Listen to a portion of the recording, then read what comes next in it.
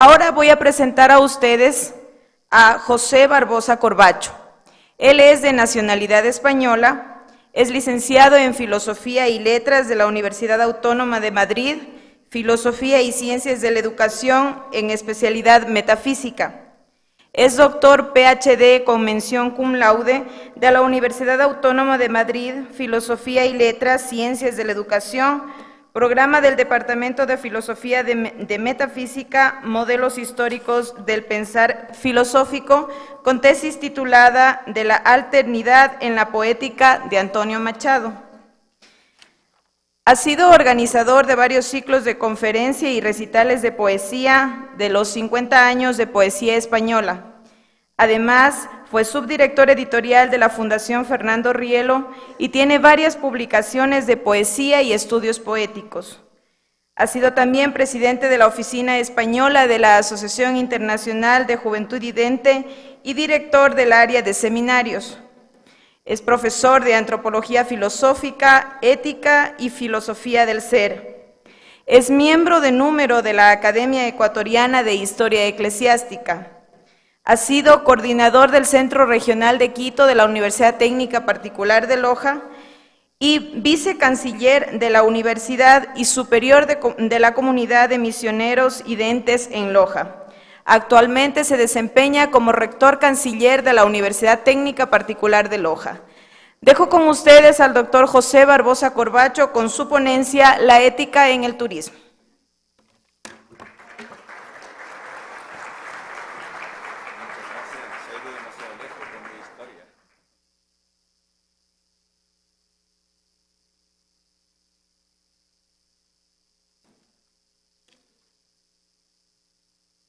En primer lugar, muy buenos días. Yo no sé si voy a ser tan animado como mi predecesor. Y hablarles de esto, le quiero hablar fundamentalmente, pero muchas de las cosas que ha dicho yo creo que tienen que servir de introducción, ¿no? Porque, en efecto, ha dicho una de las cosas más importantes en el ámbito de la ética y el turismo, y es que estamos hablando de personas, fundamentalmente, y que al final el éxito y el resultado de todas las cosas tiene que ver con las personas. Me gustaría comenzar con la presentación.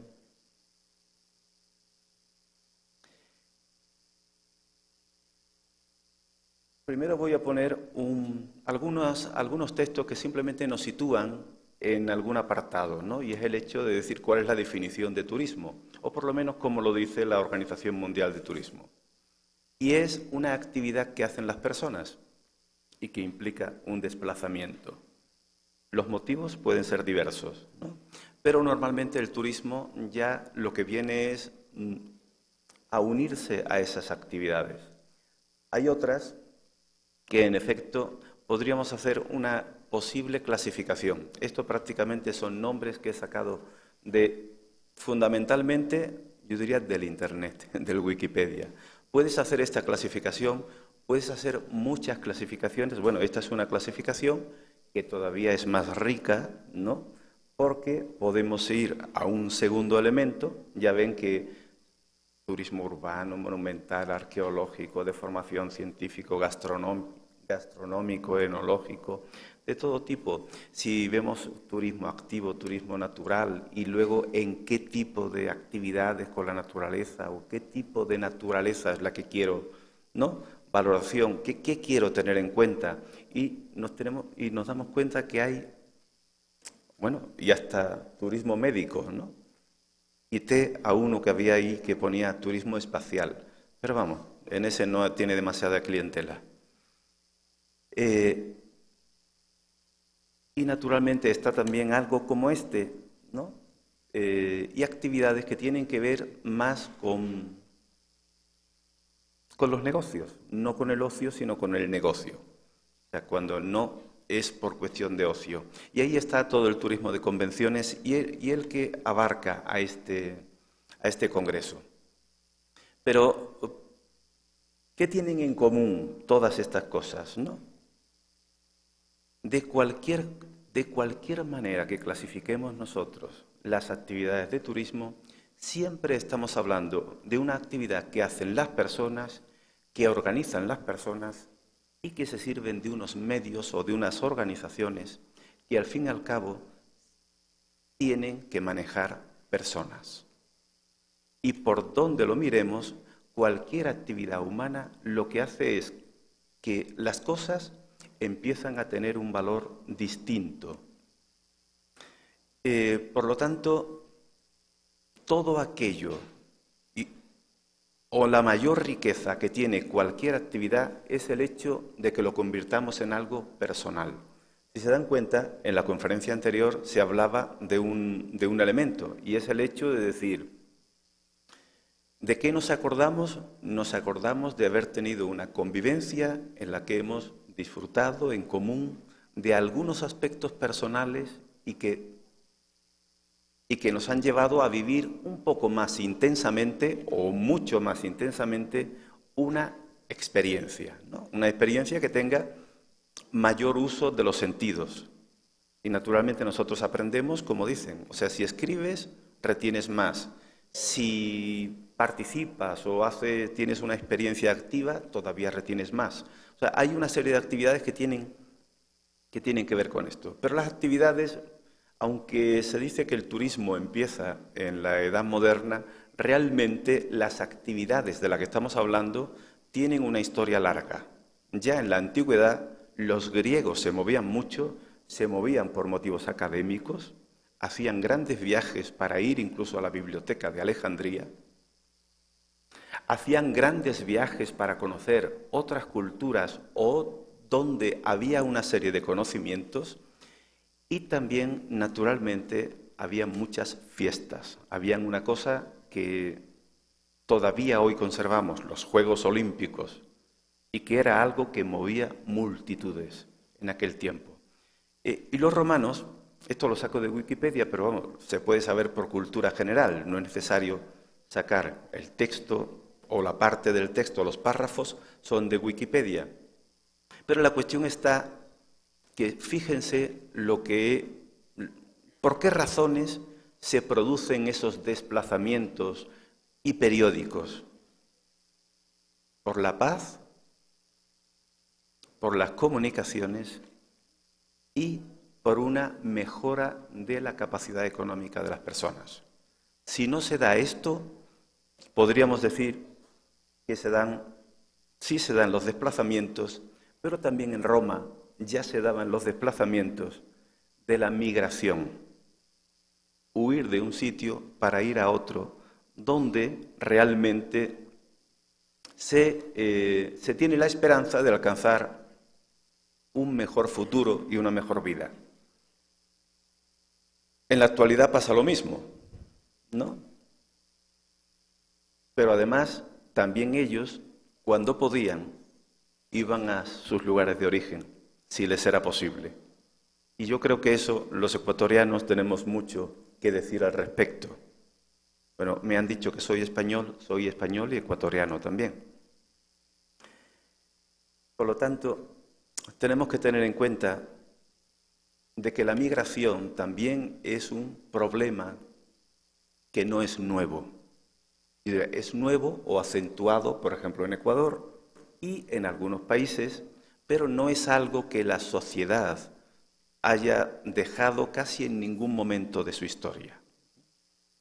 Las migraciones pueden tener también otros objetos.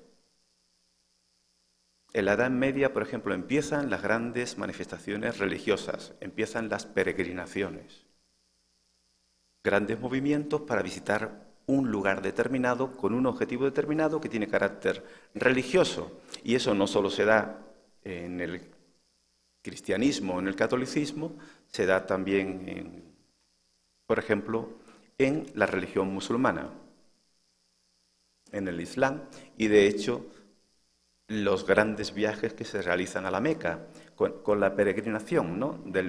Obligatoria para todos aquellos que son musulmanes de ir a la Meca.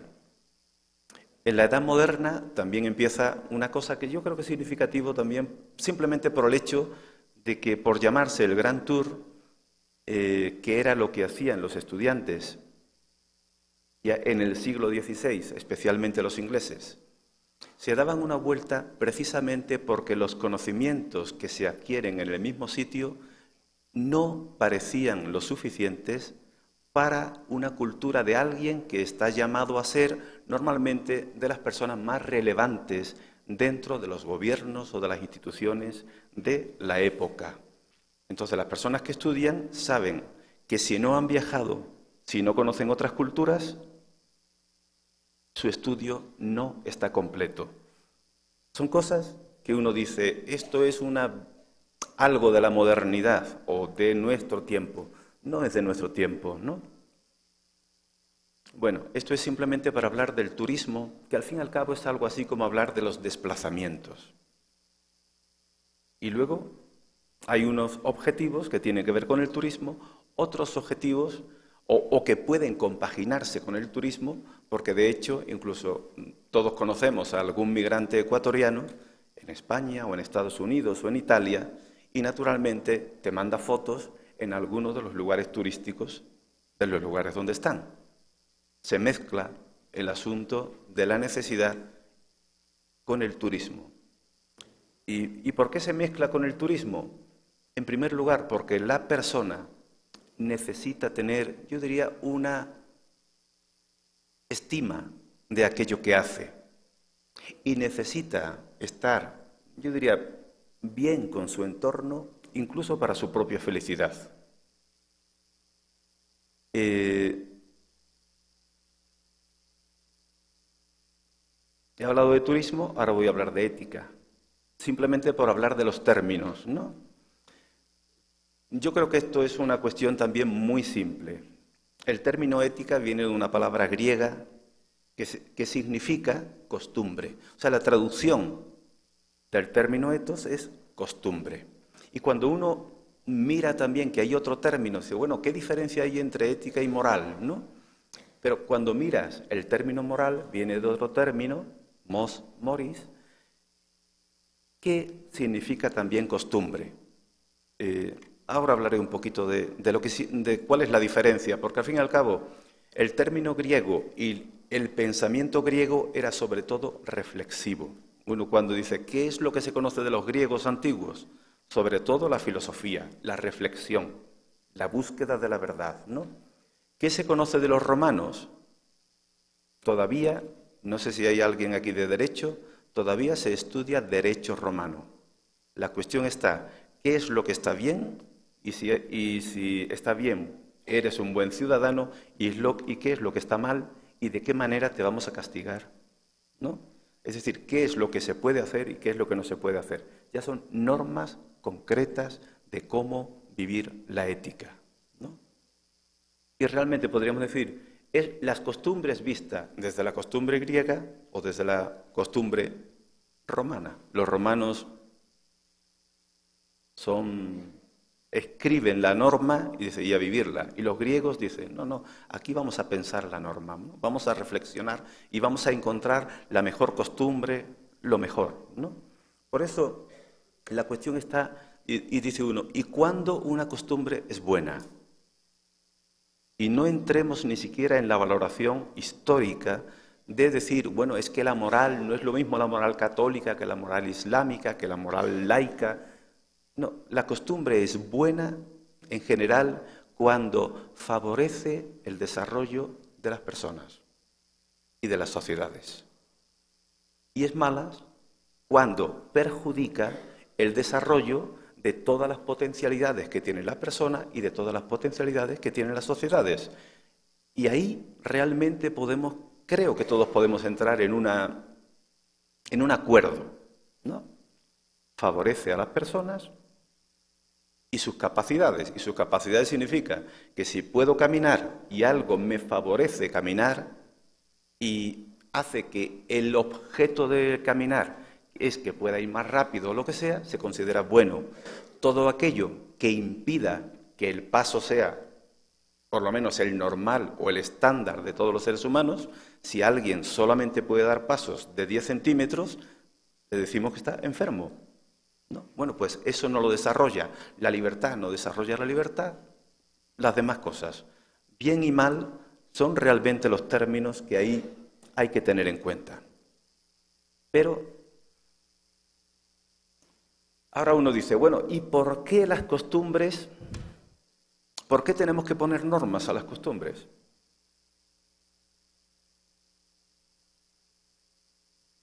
¿No? Porque, ¿por qué tenemos que responder de nuestras costumbres? Eso es la responsabilidad moral. Y entonces ahí hay una reflexión de base, ¿no? Decir, a ver, ¿cuándo una persona es responsable de sus actos? Y necesita, en primer lugar, dos cosas. Capacidad de distinguir el bien del mal. O sea, por ejemplo, un niño, le damos de juego una pistola, empieza a darle y con la pistola mata a otra persona. Un niño que todavía está aprendiendo incluso aquello que es perjudicial y que es beneficioso para él mismo. De hecho, es capaz de subirse en algún sitio y las mamás tienen que estar continuamente atentas a que, y las mamás, los papás, todo el que esté al lado tiene que estar continuamente atenta que no se acerque a un lugar donde se pueda caer. ¿Por qué? No sabe distinguir aquello que le resulta peligroso. Pero la cuestión está, capacidad de distinguir el bien del mal. También hay personas que están enfermas, son incapaces de distinguir el bien del mal. Cualquier modo de locura quita responsabilidad moral, no quita capacidad de hacer el mal, quita responsabilidad, capacidad de responder de esos actos. Por lo tanto, cuando estamos hablando de ética, estamos hablando de una capacidad de distinguir el bien del mal y estamos hablando de una libertad. Yo vi una vez una película que me resultó muy original, no recuerdo ni el nombre, nada más que me acuerdo de la escena, ¿no?, en la que, de buenos y malos, por supuesto, ¿no?, en que a un personaje pues le tienen que hacer que se suicide. Y para que se suicide, los malos habían inventado un artilugio por el cual un aparato le cogía la mano, se la ponía aquí y hasta le apretaba el dedo, ¿no? Y no podía mover, le ponían una pistola en la mano, no la podía mover y al final terminaba disparándose él solo. ¿Qué quiere decir eso? Bueno, pues todas las pruebas de balística, que tiene pólvora en los dedos, que ha hecho esto, que no sé cuánto, que ha sido un suicidio. Naturalmente eso no ha sido un suicidio porque falta libertad, no hay responsabilidad moral. Si tuviéramos que entrar en la doctrina católica, ¿no?, en el hecho de decir, bueno, pues esta persona, como es él el que se ha pegado el tiro, pues ya, vamos a decir, es un suicidio, ya está en pecado, por ejemplo, ¿no? Y para nada, la responsabilidad solamente hay cuando hay libertad y capacidad de distinguir el bien del mal. ¿Y la libertad con qué conjuga? Conjugan con dos características que tiene que tener el acto. Tiene que ser consciente y voluntario, es decir, utilizo mi inteligencia y utilizo mi voluntad, porque yo puedo ser consciente de algo, como ese de la pistola, ¿no? Yo puedo ser consciente de que, en efecto, en cuanto llegue mi dedo a apretar el gatillo, se va a producir mi muerte. Pero yo no soy libre de hacerlo o no hacerlo. Estoy forzado. Por lo tanto, la responsabilidad moral tiene una característica, y esto nos damos cuenta que requiere advertencia y consentimiento, porque con la voluntad yo consiento y con mi inteligencia tengo la advertencia de que el acto es bueno o malo. Si se dan cuenta, estas son características que tenemos todos los que estamos razonablemente sanos. Y por lo tanto aquí lo que quiero decir es, si se dan cuenta, la responsabilidad moral no es de la sociedad, es de la persona. Por lo tanto, si yo elijo el bien o el mal, es de la persona. Ahora, simplemente una frase de Antonio Machado, ¿no?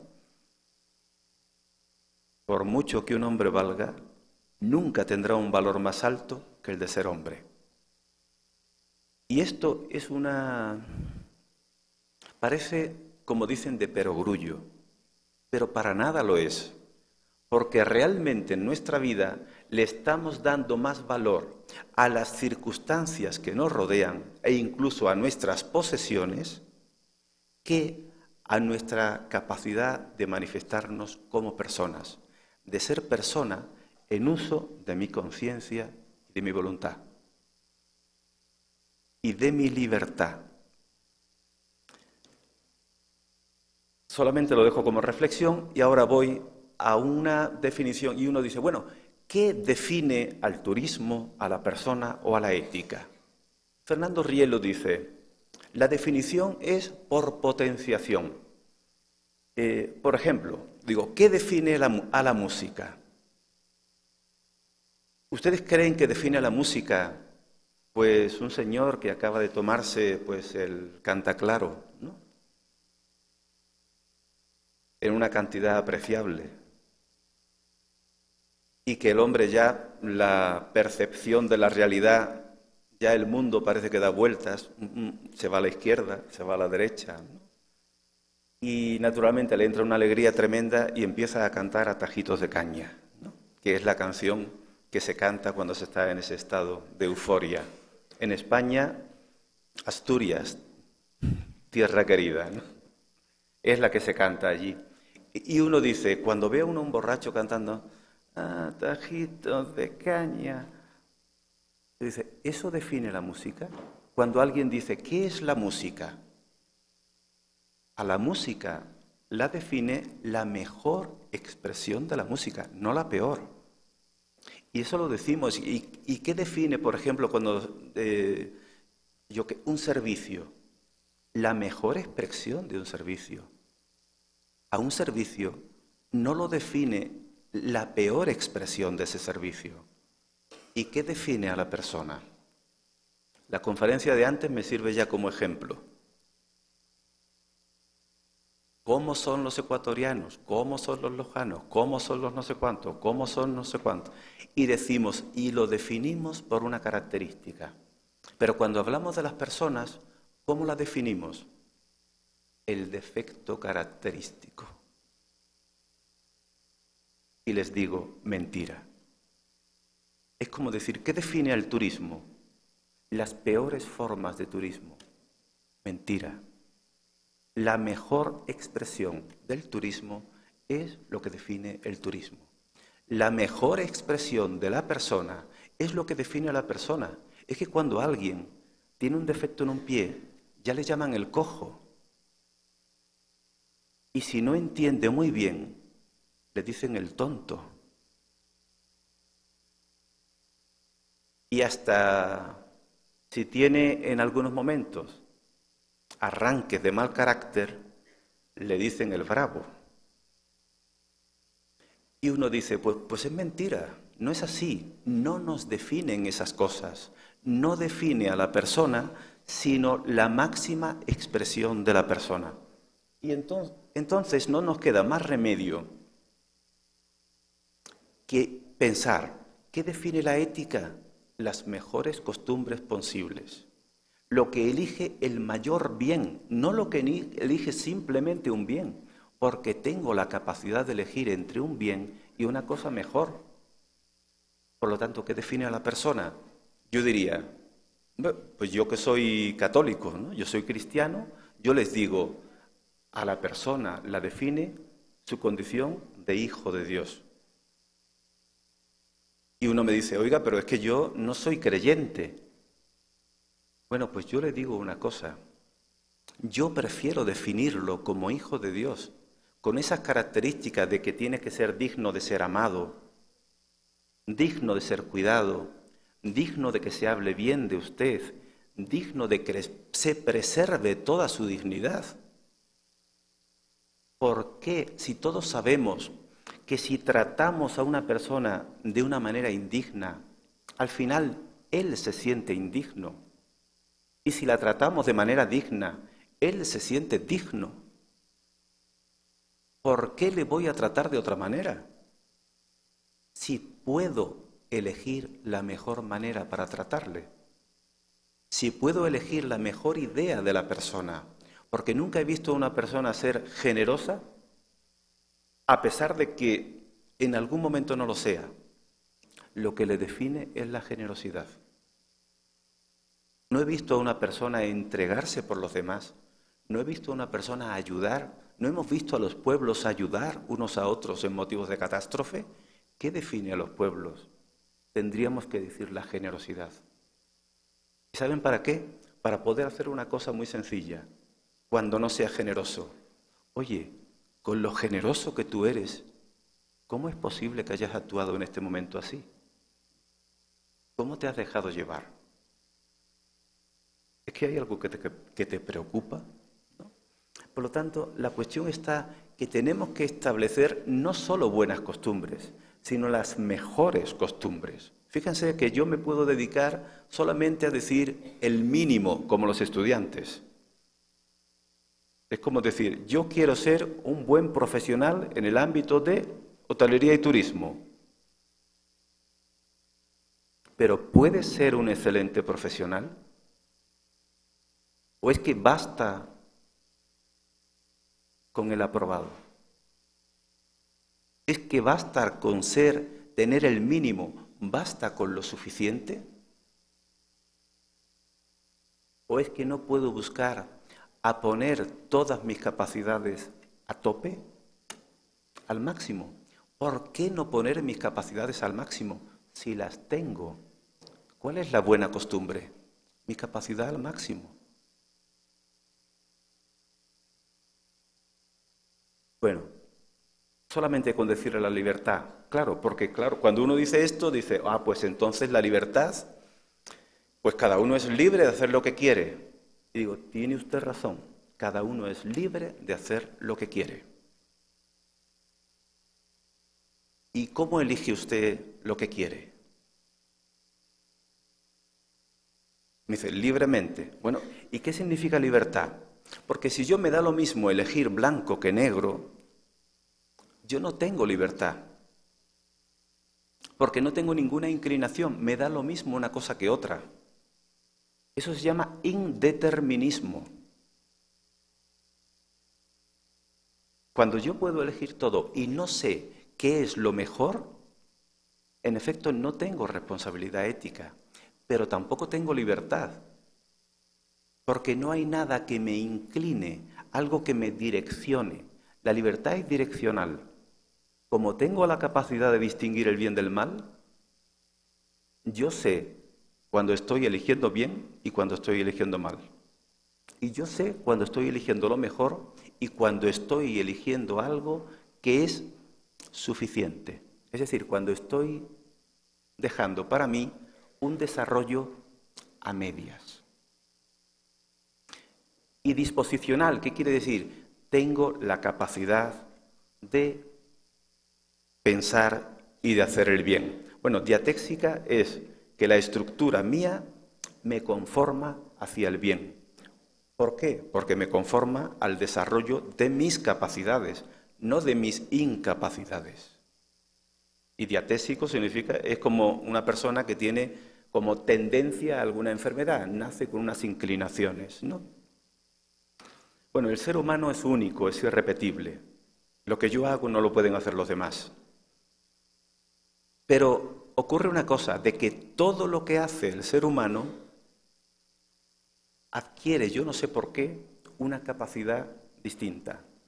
Por ejemplo, si yo una vez visité el Museo de las Conceptas de Cuenca, y cuando iba por el museo me encontré una silla, un sillón, que era de unas características. Yo decía, ¿qué será este sillón? ¿No? Cuando lo ves en la sala, te acercas, letrero en la parte de abajo. En este sillón se sentó Juan Pablo II en su visita a Cuenca. Uno dice, fíjense el valor que adquiere un objeto por una relación con una persona. La cuestión está en que nosotros tenemos la capacidad de hacer que las cosas tengan un valor mayor y nosotros tenemos la capacidad de hacer que las cosas valgan más. Fíjense, hacer que las cosas valgan más. Lo de imagen y semejanza de Dios, ya lo puse como ejemplo, pero la cuestión está en qué quiere decir. Que resulta, esto es un poquito de filosofía, no me quiero enredar, sino solo en el último, que dice, todo acto humano es comunicativo. O sea, cada acto que hago comunica algo. Aunque no lo haya hecho, podríamos decir, en público, pero comunica. Me comunico con la naturaleza, me comunico con la sociedad en la que vivo, me comunico con todo, me comunico con mi entorno y lo puedo transformar. Ese es el gran poder. Y esto es algo que el turismo, como se mueve en gran cantidad, realmente genera cambios en las culturas, cambios en el medio ambiente, cambios en los lugares. Por lo tanto, la cuestión está en que el ser humano transforma y tiene una capacidad para transformar, y si se dan cuenta, esa capacidad de transformar es para bien o para mal. Lo cierto es que es una capacidad que tiene el ser humano y una capacidad sobre la que recae una responsabilidad ética. No es una cuestión de decir, no, yo como tengo esta capacidad la puedo desarrollar. ¿No? Es algo así. Oiga, yo tengo la capacidad de darle a usted una bofetada, se la voy a dar, ¿no?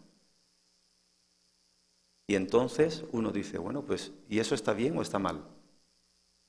¿Me mejora a mí? ¿Mejora sobre todo a la persona que está al lado? Hombre, a lo mejor si está hablando sí lo mejora, ¿no? Pero la cuestión está en que, así dice Fernando Rielo también en esto, dice, el convivir consciente y de conciencia del ser humano es para mí una realidad espiritual abierta, codificada por la divina presencia, o sea, lo que se dice que Dios está presente en el ser humano, ¿no?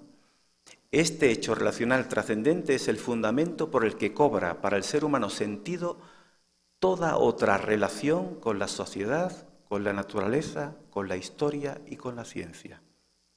Fíjese, todo depende de esta conciencia mía para si yo con mis conocimientos hago una cosa, o construyo la bomba atómica, o construyo un centro para generación de energía limpia y además bien cuidado. Yo puedo utilizar mis bienes y mis capacidades de la manera que quiera. Por lo tanto, todo acto humano adquiere dirección y sentido y son actos por su dirección personal, por el carácter de la persona. Y esos actos tienen una gran capacidad. Fíjense lo que son los cómics. Si alguien ha visto cómics, y yo creo que los hemos visto todos, ¿no? Para los niños hay una cuestión y es que normalmente los árboles hablan, un personaje es una esponja, un personaje es una escoba, un personaje es... Y nosotros dotamos de unas características que las cosas no tienen. Y lo cuentan en las historietas. Pero es que nosotros dotamos de historia las cosas. Y de hecho, en los museos solamente hay cosas. Cosas. Obras de arte. Pero cosas. Pero ¿qué es lo que hace que esa cosa sea obra de arte digna de estar en un museo? El paso de los seres humanos por ella, transformándola. Fíjense, ¿no? Vayan pensando en el turismo. El paso de los seres humanos sobre las cosas, transformándola. Y quien dice sobre las cosas, dice sobre las sociedades. Y quien dice sobre las sociedades, dice sobre las culturas. Y quien dice sobre las culturas, dice sobre las personas.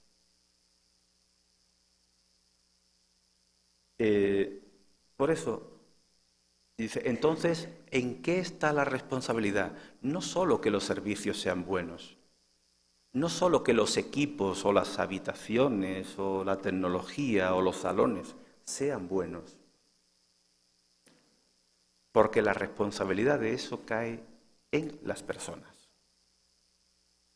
Porque cuando uno castiga es como tirarle el zapato a la televisión, ¿no?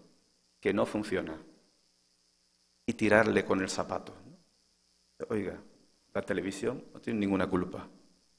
O es el trato que le hemos dado, o es que alguien la hizo mal, ¿no? Las responsabilidades de los actores concretos, ¿no? Y aquí una frase de la que sí quiero hablar. La conducta ética es la que vence los condicionantes y no al revés. O sea, todos hablamos de lo mal que está la situación, en la empresa, qué mal ambiente hay aquí, ¿no? Hay que ver qué mal servicio se tiene o qué buen servicio se tiene. Y yo les digo una cosa, las malas condiciones de algo, de un servicio, no son ningún fundamento para que yo no viva la ética y no viva lo mejor. Cuando uno se encuentra con algo que está mal, y lo digo para las instituciones o para las empresas o para las cosas que tengo que hacer, tiene que decir qué suerte porque me ha llegado a mí y yo soy el que tiene la capacidad de arreglarlo. Yo soy el que tiene la capacidad de hacer mi entorno mejor. Yo soy. Y esto es lo que tiene que decir cada persona. Eso es lo que dice la responsabilidad moral. Yo soy el que tiene la capacidad de cambiar esto a mejor. Por lo tanto, es la conducta ética la que vence los condicionantes. Es la ética la que convierte una situación injusta en una situación justa. Y es la ética la que convierte un mal servicio en un buen servicio. ¿Por qué? A mí una vez, precisamente como yo soy religioso, ya dijeron antes que fui superior de los misioneros videntes en Loja, precisamente hablando con Fernando Rielo, que es el fundador de la institución. En una ocasión yo, cuando era más joven, fui al médico y fui a una institución que era de religiosos, ¿no? De religiosos. Y a veces decía, uy, qué bien te tratan con una dulzura. Y él me preguntaba, fuera de eso, ¿son buenos médicos? ¿Son buenos médicos? Calidad médica, eso es lo que quiero ver. Y de alguno parece que se decía que, dice, oh, no es buen médico, pero es mala persona. Y me dijo, si no es buen médico, no es buena persona. Y yo le diría, si no es un buen profesional, no es buena persona, porque tiene la capacidad de ser buen profesional. Tiene la capacidad de prestar un buen servicio y no lo hace. Eso me hace mala persona. No va unido, no es que habla suave, es que siempre le dice que sí, es que hace... No, señor, eso no significa ser buena persona. Ser buena persona es que toda mi condición personal la pongo en juego. La pongo en juego. Y mi condición personal cuenta con mi cuerpo, mi alma y mi espíritu. Pongo mis características, mi caracteriología, pongo mis aspiraciones y pongo mi cuerpo en disposición para actuar como una sola persona, no como mi cuerpo va por un lado y mi mente va por otro. Soy una unidad. Por eso, solamente viviendo la justicia, viviendo la plenitud en cada momento, podemos ser buenas personas. Y entonces nuestros actos, por ser actos humanos, deben tener unidad, dirección y sentido. Fíjense, 3 características. Unidad, unidad con mi vida. No puedo hacer nada que vaya contra mis convicciones. Oiga, es que este cliente quiere eso. Pues no, señor. Este cliente no tiene ningún derecho a querer eso, porque se habla de que hay turismo sexual y de niños y de no sé cuántos. No tiene derecho.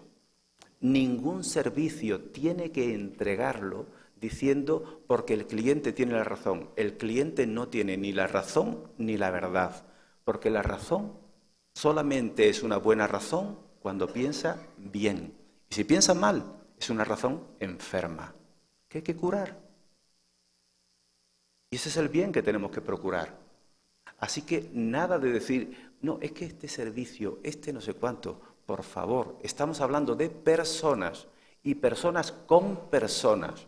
Por lo tanto, la dignidad de las personas con las que nos encontramos e incluso la dignidad de las personas que están ofreciendo los servicios a alguien. A mí me encanta en esto los colombianos. Nunca he visto a alguien al servicio de las demás con tanta altivez y con tanto, vamos a decirlo en el sentido positivo, orgullo. O sea, no es lo mismo servir que servilismo. Yo soy una persona que está haciendo y está poniendo en juego toda su dimensión personal. Y por supuesto, yo no soy el que tiene que faltar ni al trato con nadie, ni insultar, ni nada. Pero también soy el que no debe permitir que eso lo hagan conmigo. Y si se dan cuenta, eso se hace muy fácil, con una postura simplemente de no aceptar en silencio lo que otro quiere decirle o proponerle o insultarle.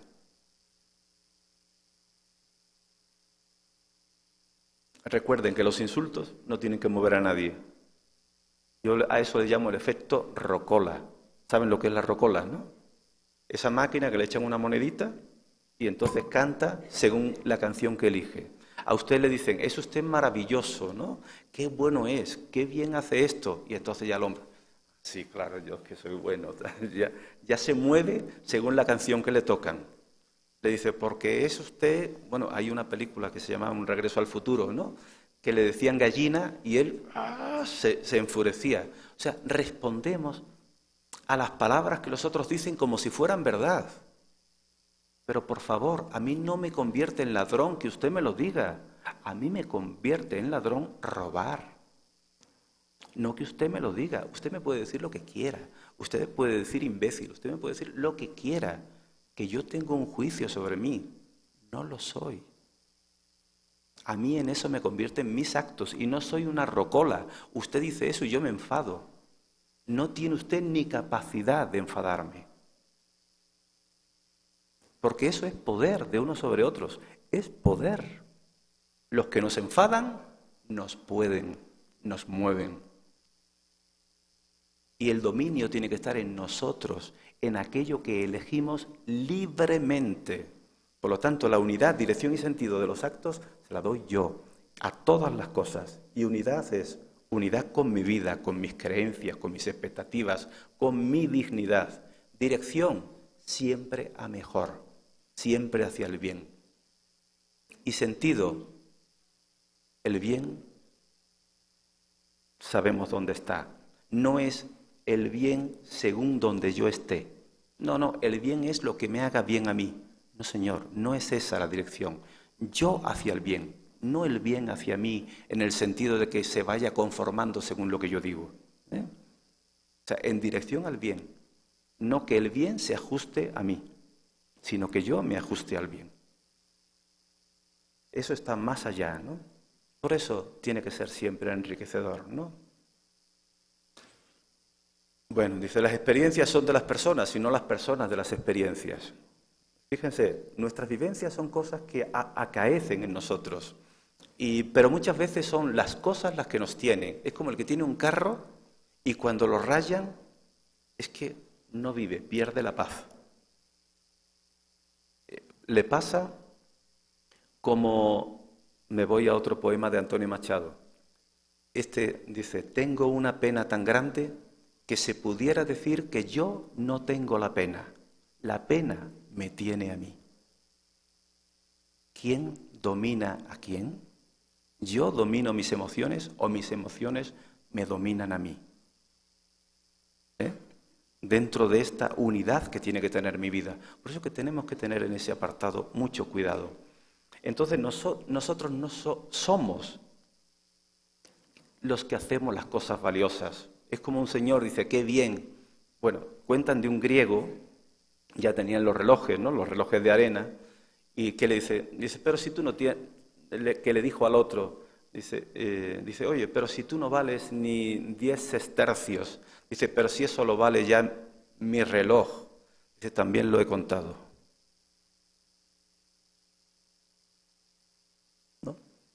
O sea, las personas somos los que hacemos valiosas las cosas. Cuando las cosas nosotros valemos por lo que tenemos, realmente lo perdemos y no tenemos nada.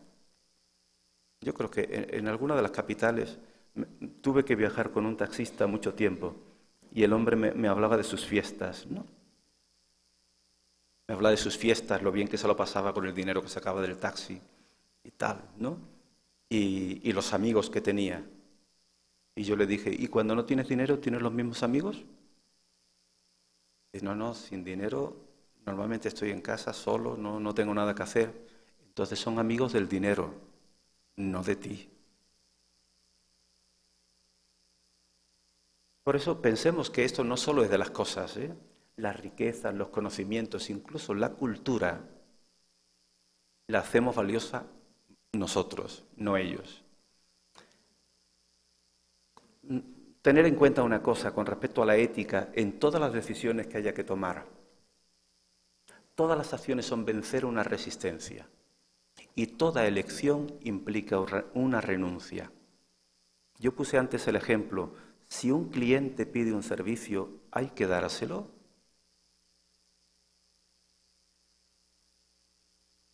Toda elección implica una renuncia. ¿Voy a perder un cliente o voy a perder hasta a un conjunto de clientes? No importa. No importa. No importa porque yo creo que la honestidad, los valores, son realmente el activo más importante que tiene cualquier persona y cualquier empresa. Si una empresa se destaca precisamente por esa honestidad y que hay cosas que no hace, esa es una empresa que será estimada por la sociedad. Dice, sí, pero por un grupo no. Es que ese grupo, si viene con nosotros, no está para hacer eso que quieren. No queremos eso. Exportar eso es exportar, yo diría, lo peor, lacra para nuestra sociedad. Por lo tanto, tenemos que tener mucho cuidado, porque el bien que hacemos a la sociedad vale muchísimo más cuando nosotros lo hacemos así. Cierto que hay personas que tienen dinero y que nos compran, pero les aseguro, la ética no tiene precio. No es una cuestión de precio. Les voy a poner también otro ejemplo para saber qué significa, ¿no? Es como si el diablo, yo pongo ejemplos así un poquito de la iglesia, ustedes no se preocupen, hablo de bueno, el diablo no es de la iglesia, ¿eh? Es la oposición.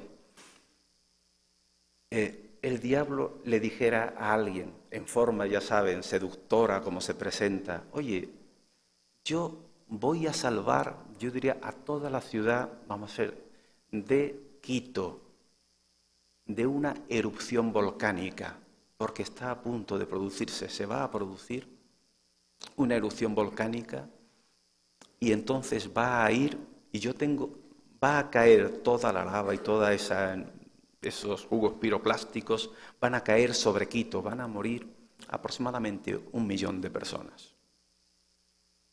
Tú cometerías una injusticia pequeña, ni siquiera tiene que ser grande, ¿no? Si tú lo haces, yo salvaría a los quiteños. ¿Qué creen que haría? No lo hagan. El dueño de esa maldad no eres tú, es él. El agente de esa maldad no eres tú. Mucha gente se siente culpable de esto que dice, no, es que es un chantaje, ¿no? Si haces esto, yo voy a hacer lo otro. El que te engaña con el chantaje, lo que quiere es tu esclavitud, no es otra cosa. Porque una vez que lo hace, te tiene agarrado. Eso es como en la corrupción, ¿no? Aceptas dinero y ya el otro te tiene agarrado. Te tiene agarrado. En la siguiente, no, es que como no haga, le digo que cogiste. Que realmente eres un esclavo de la otra persona y cada vez te pedirá más. es entrar en el dominio de alguien que no va en el camino del bien. Cuando alguien te invita simplemente a hacer algo que no está bien, con el pretexto de que vas a alcanzar un bien, no es verdad. Lo único que quiere es el dominio para tenerte a su placer, ¿no?, en muchas cosas. Bueno, la excelencia es esto. Yo creo que ya es hora de que vaya terminando. No, simplemente que tengamos en cuenta una cosa. Las personas no somos nuestros defectos, pero las personas somos más que nuestras capacidades. No podemos pensar que una persona es el conjunto de sus capacidades. Es como decir, bueno, esta persona tiene un doctorado, tiene no sé qué, tiene no sé cuánto, por lo tanto tiene esta capacidad. No, su condición de persona, solo el ser persona, es mucho más que esa capacidad. Es mucho, mucho más. Por eso, por mucho que un hombre valga, nunca tiene un valor más grande que el de ser hombre. Y no caigamos nunca en esas reducciones, ¿no? Bueno, estos son para las relaciones, ¿no? O sea, siempre, cuando hay relación con las personas, que sean enriquecedoras. Si no, mejor que no haya relación. Para estar dañándonos. Esto vale para muchas cosas, vale para las empresas, ¿no? Y vale para tratar bien. Yo diría, el empleado al jefe y el jefe al empleado. Tienes que beneficiar a las personas, siempre. Ninguna relación que perjudique a las personas. Otra cosa es proteger el bien de los inocentes frente a los malvados, ¿no? Cuando la relación valen más las cosas o el dinero que esa relación humana, degrada a la persona que lo realiza. Bueno, estos son direccionales, ¿no? Podríamos decir que de los actos. Solamente por decir, uno muchas veces con apariencia de bondad o con apariencia de hermosura se presentan cosas que para nada son hermosas, ¿no? Por lo tanto, tiene que ir unida con la verdad. Y las cuatro yo digo que es el control de calidad de los actos. Si no van en una unidad de vida, si no hay verdad, bondad y hermosura, porque a veces la verdad y bondad es, oiga, usted es un pobre, le voy a dar de comer, y voy y le tiro la comida al piso, ¿no? Digo, coma. Ah, tiene verdad, tiene bondad, tiene unidad, le estoy dando de comer al pobre, pero ¿qué es lo que estoy dañando? Le falta hermosura. O sea, hasta la verdad hay que decirla con delicadeza, ¿no? Porque muchas veces cuando te dicen, te voy a ser sincero, te voy a decir la verdad, ya va a decir una barbaridad, ponte la anestesia. Bueno, por eso en los actos la mejor manera es pensar bien, no importa que nos equivoquemos. Pensar bien es la mejor manera de pensar. Hacer siempre lo mejor es el mejor mensaje que podemos transmitir. Y la coherencia es la unidad de nuestra vida, de nuestros actos, de nuestro trabajo y todo. Termino simplemente con unas cartas de Séneca, ¿no? Que le manda a Lucilio, ¿no?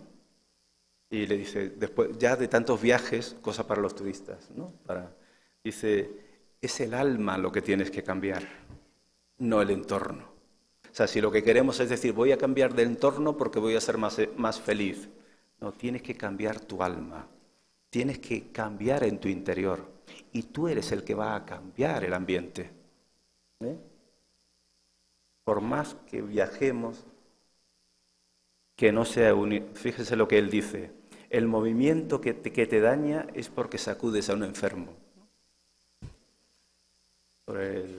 ¿No? O sea, podemos llevar la tristeza, si queremos cambiar de sitio porque queremos quitarnos la tristeza no se cambia por el sitio donde estemos. Ni la evasión tampoco te quita la tristeza, sino la actitud, ¿no? Termina ya también de eso, ¿no? Y esto es cosa que decía para el tiempo de los romanos, ¿no? Para el tiempo de los romanos decía ya eso, ¿no? que ni crea a los oradores, es cierto que da cultura, pero ni crea a los oradores, ni a los doctores, ni tampoco sosiega a la ira o a los vicios. No son una solución. Pero en conclusión, solamente decir esto, ¿no?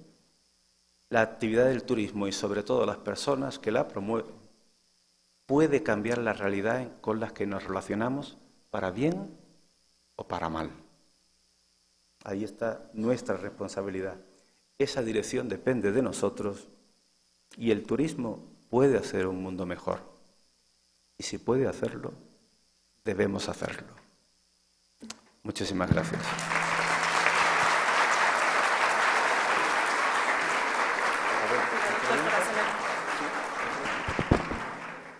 Muchas gracias al doctor Barbosa por su conferencia. Si tenemos en el auditorio preguntas. Si no hay ninguna pregunta. Sí, tenemos una pregunta acá. Adelante, por favor.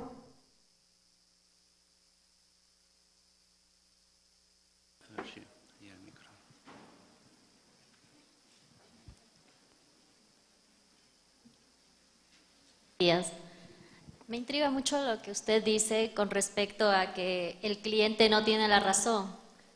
Hay mucha gente, en algunos libros he leído de que sí, justamente ponen la frase, el cliente siempre tiene la razón. Por citar un ejemplo, trabajo en un hotel y me gustaría su opinión, cómo manejar esta situación que se da. A veces hay clientes que están mucho tiempo y de repente hay un servicio de lavandería y el empleado que le recibe la lavandería tiene anotada su ropa que le dio, pero cuando el cliente se acerca a pagar a la recepción, dice que se le perdió una prenda y que esa prenda es muy cara y que el costo que va a pagar de todos los días que se quedó no llega ni siquiera a lo que pagó por esa prenda en el lugar donde la compró. Sí. Entonces, me gustaría, por favor, ¿cómo usted podría decirme cómo actuar? Si le cobro o no le cobro, no sé. Gracias. A ver, naturalmente hay una cuestión que tenemos que tener en cuenta. O sea, las personas... es cierto que tenemos toda nuestra condición de hijos de Dios, pero no siempre nos manifestamos como tales. O sea, eso lo tenemos que ver que es una realidad. O sea, muchas veces nosotros, hasta el mismo San Pablo dice en una de las cartas, hago el mal que no quiero y no hago el bien que quiero. O sea, eso ocurre y por lo tanto hay que tenerlo en cuenta. Yo creo que la mejor manera de hablar con las personas, desde luego, es con sencillez, pero primero las instituciones tienen que tener buenos mecanismos de registro, ¿no? Y confianza total en las personas que hacen esos registros, por ejemplo en la lavandería y en todos los sitios. Eso es lo fundamental. Y al final creer en todos esos registros. Si no creemos en una persona, lo mejor es que no esté con nosotros. Lo mejor es que no esté con nosotros. Pero fíjense que hay dos cosas. No solo es lo que hace el cliente, sino también la fiabilidad que tienen nuestros procesos. Si yo no creo en una persona, lo mejor es no tenerla en la institución. De cualquiera de las maneras. Y por lo tanto lo que debo hacer es y hacerle comprender a los clientes siempre una cosa. Mire, los registros que tenemos y las personas son de nuestra confianza. Si usted quiere hacer la queja, la puede hacer. Aquí está el libro de reclamaciones. Pero nosotros estamos tan seguros de nuestros procesos, de que cuidamos todo lo que hacemos, que realmente le damos toda la razón a nuestro servicio. O sea, poder decir esto es lo mejor para la institución. Y realmente y hay que decirle, mire, comprendemos que usted diga eso, pero realmente no tenemos nada de sospecha. Los registros se hacen de tal manera que nosotros tenemos una enorme confianza en ellos. Puede haberla dejado en otro lugar, ¿no? Siempre hay que salvar la opción de que no sea por mala intención, ¿no? Pero, por favor, fíjese si no la ha dejado en algún otro lugar, ¿no? y no con nosotros. Porque y naturalmente cuidar todos nuestros procesos. Pero si hay miedos en la organización o la organización está mal, entonces yo creo que sí que debieran, por lo menos, cambiar rápidamente la situación. Porque eso es un problema, yo diría, de falta de fiabilidad.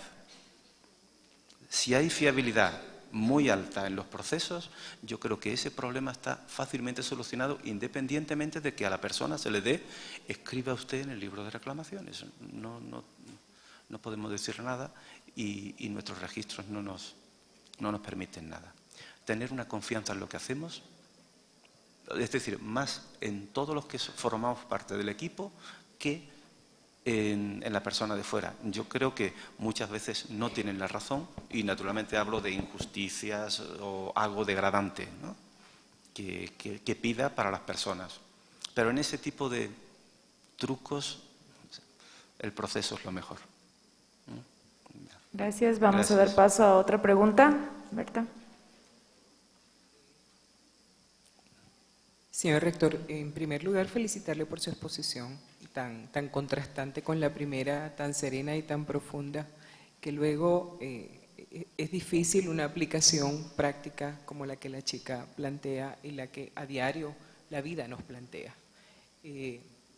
Pero además felicitar a Hernán y al equipo de eventos por incorporar un tema como este, que yo creo que tenemos que hacerlo en todos los espacios. El tema de la ética, el tema de la conducta, el tema del comportamiento bueno, falta mucho en nuestras instituciones y en nuestro quehacer diario. Yo quería comentarle tal vez a la chica y sumándome a lo que Mauricio decía al principio, el cliente no siempre tiene la razón.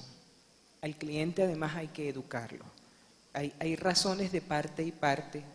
Hay que hacer convenimiento, hay que escuchar y como dice el señor rector, establecer mecanismos que nos permitan efectivamente educar al cliente y educarnos nosotros también en una relación siempre de ganancia de ambas partes, pero de una posición firme, de una posición que no se puede negociar en ningún caso. Gracias, señor rector. Gracias. Muchas gracias. Vamos a despedir de esta manera al doctor José Barbosa.